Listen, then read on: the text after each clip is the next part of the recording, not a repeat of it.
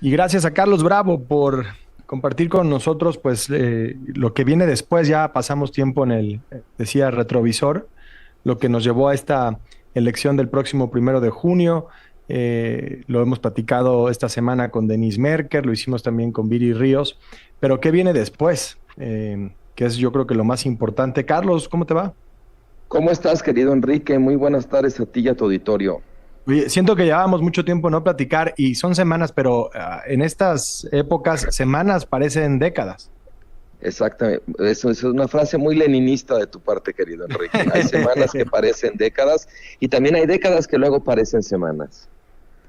Pues sí, y decir, ¿no? Que a partir del próximo domingo tenemos algo que no existe en ninguna otra parte del mundo, que es un poder judicial en su totalidad electo por una porción muy pequeña del electorado en México.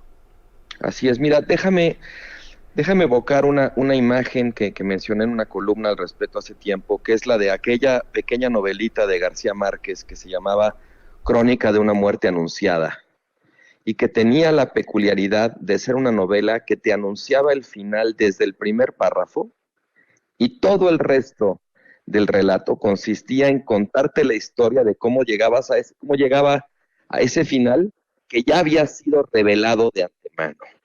Yo siento que con la elección judicial estamos viviendo un proceso así, porque desde el principio se vieron muchos de los defectos, de las complicaciones, de la perversidad que había en el mismo diseño y en la implementación de esta reforma, y a lo largo de todo este tiempo no hemos hecho más que ir palomeando todas esas sospechas, ¿no?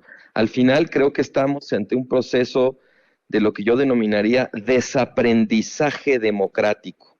Muchas de las cosas que ya habíamos aprendido a hacer para garantizar mínimamente la integridad de los procesos electorales, para tutelar el ejercicio de los derechos políticos, para generar confianza en las instituciones electorales, hemos dado pasos hacia atrás y la pedagogía de esta elección parece más bien una pedagogía como de los tiempos previos a la transición democrática.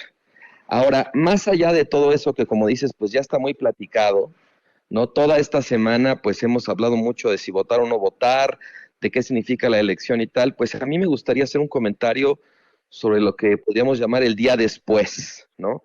Porque sea poca o mucha la participación, lo cierto es que vamos a ver un problema mayúsculo en la transferencia de la carga laboral de los casos de los jueces, magistrados, ministros que dejan sus cargos y en lo que los ocupan los nuevos que podrá ganar gente que realmente no tiene experiencia, no tiene idea, no tiene idoneidad para estos cargos, pues ese proceso de transferirles el cargo con todos los casos que están sobre la marcha, vamos a ver un tremendo desorden. Creo que vamos a ver también cierta litigiosidad, sobre todo al interior de la coalición en el poder, porque si bien es cierto que ellos lograron cribar en muy buena medida quienes llegaban a la boleta, seguramente en elecciones locales o en elecciones específicas, pues no habrá un acuerdo ahí entre ellos y habrá pleito, y eso lo vamos a ver también probablemente en movilizaciones y reclamos posteriores. Y poco a poco, conforme se asienten los polvos de la elección, creo que vamos a ver también pues cómo al final esta promesa de democratizar al Poder Judicial termina desembocando más bien en algo que representa dinamitarlo como contrapeso de otros poderes y abrir la puerta, la verdad, para muchos abusos y para mucha corrupción. ¿Cuál es la diferencia en ese resultado lo que teníamos antes en el Poder Judicial? Mira, yo no creo que esta reforma haga nada para combatir la corrupción de la justicia, sobre todo, digamos, a nivel local. Porque ni siquiera la existencia de un tribunal de disciplina judicial representa realmente un escudo contra la corrupción, representa una forma de control político que puede ser muy propicia para la corrupción del grupo que controla a ese órgano de disciplina judicial. No hay nada que implique contrapesos donde unos se vigilen a los otros, de modo que eleve los costos de la corrupción, al básicamente tener a un cuerpo unificado que revisa el trabajo de todos los jueces, pues lo que vamos a ver es un grupo que no va a hacer nada contra la corrupción de los suyos, de los que les convenga, ¿no? Entonces, en ese sentido, no veo nada distinto. Veo algo hasta quizás peor. También me parece que vamos a ver un proceso de desprofesionalización de la judicatura. Bien que mal, con sus asegúnes y todos los peros que quiera ponerle, México sí había tenido durante los últimos 20, 30 años un proceso de profesionalización al interior del Poder Judicial que se va al traste con esto. O sea, la verdad es que los requisitos que se pusieron para las candidaturas fueron mínimos. En varios casos que ya ha documentado la prensa, ni siquiera se cumplen y va a llegar a definir asuntos pues importantes para las personas que están involucrados ahí, gente que seguramente no tiene, ya no digamos experiencia, ni siquiera conocimiento de las leyes que va a tener que aplicar para resolver esos conflictos. Yo veo ahí un tremendo, tremendo atraso.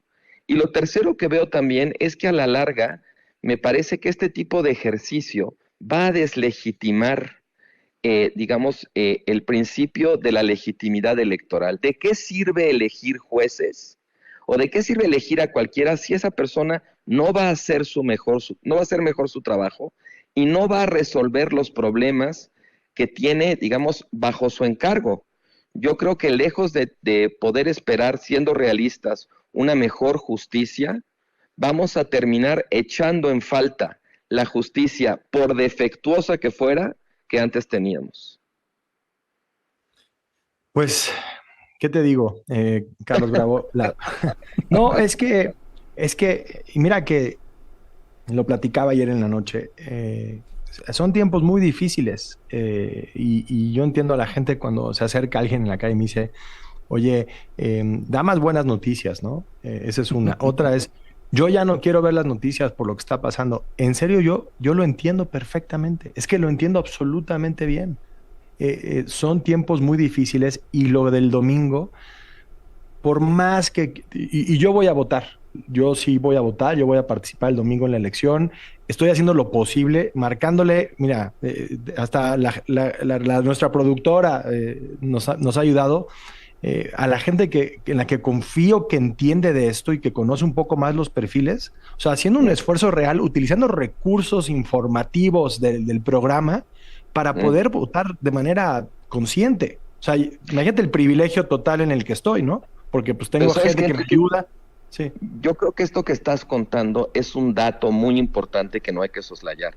El tremendo esfuerzo cognitivo que requiere de los electores esta elección, ya nos dice algo sobre el problema, uno de los principales problemas que tiene la elección misma, que es la dificultad para informarse y ejercer el voto de manera responsable. Esto no es un error, esto fue por diseño.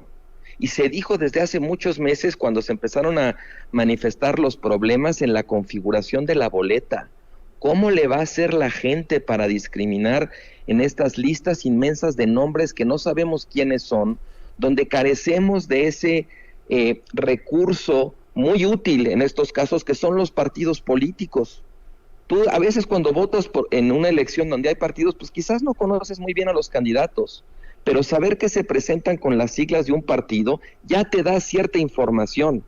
Y aquí carecemos de eso. Entonces es una elección completamente pulverizada, fragmentada, que nos pone la vara muy alta a los ciudadanos, una exigencia, a mí me parece verdaderamente absurda, donde no me extraña que mucha gente no vaya a participar, y deja tú por este debate de no querer validar un fraude o una farsa, simplemente porque la gente tiene vida, tiene cosas que hacer, y no le va a dedicar las horas, las muchísimas horas que habría que dedicarle para ejercer un voto mínimamente informado. Y eso desde luego que abre el espacio, la oportunidad, pues para todo este circo de los acordeones, que no es más que una, digamos, el otro pedazo, la otra punta de la pinza, donde tú le pones una exigencia imposible a la población y por el otro lado le haces la vida fácil con acordeones que están induciendo su voto. Sí, pues sí.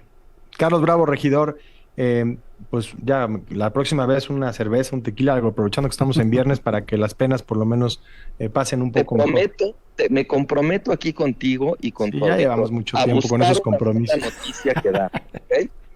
Está bien, yo No, creo pues que esta semana hemos tenido a Isaac del Toro noticias, y lo he metido hasta en la cuando sopa Isaac, porque además tuvimos la fortuna de estar con él antes de que comenzara el Giro de Italia y me pareció un tipazo y buena onda y disciplinado. Una anécdota rapidísima. Yo sé que tenemos el tiempo corto, pero bueno.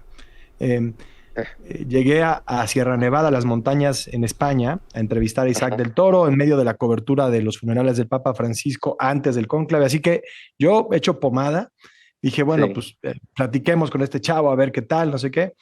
Por iniciativa además del presidente de Noticias de NMAS, de Daniel Badía. Me dijo, ve, vale la pena, es un gran chavo. Llego, lo conozco, me cae perfecto, buenísima gente, su equipo, Alex Reyes de Monterrey, que es su manager, su novia, no sabes, un grupo muy querido. Y antes de comenzar la entrevista, estábamos probando el audio y lo veo como un poco introvertido, pues, conociéndonos, ¿no? Las cámaras, todos los reflectores, algo claramente nuevo en su vida. Y imagínate ahora, ¿no? Esto es antes de lo del Giro. Entonces le digo, oye, ¿qué desayunaste? Así como para que se relajara, porque fue durante la mañana nuestra primera entrevista. ¿Ya ajá, desayunaste? Y yo me acabo de echar un café, pero ¿tú qué desayunaste, Isaac? Y se ajá, empieza a explicar con un nivel de detalle, pues mira, 200 mililitros de jugo de naranja, no es 35 cierto, gramos de pan, 2 cucharadas de miel, o sea, porque imagínate, todo lo claro. mide y lo cuantifica en su vida. O sea, me dio tanta risa decir, no, pues claro, es un atleta profesional de altísimo rendimiento. Y yo queriendo hacer conversación sobre el desayuno, que es una ciencia para él, es de lo más técnico posible. Pero bueno, me desvié del tema. Estamos entonces por las buenas noticias. Estamos con la chela y el tequila próximamente. Te mando un abrazo, Carlos Bravo, regidor. Otro para ti y para tu auditorio.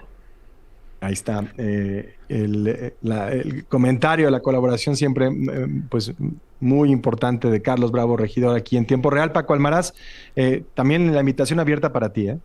Sí, muchas gracias, pero ya con la resaca democrática que vamos a tener el lunes y que va a durar varios años, estoy pensando ya en bajarle a mi consumo de bebidas alcohólicas. No, bueno, muy bien. Además, por muchas razones, una muy buena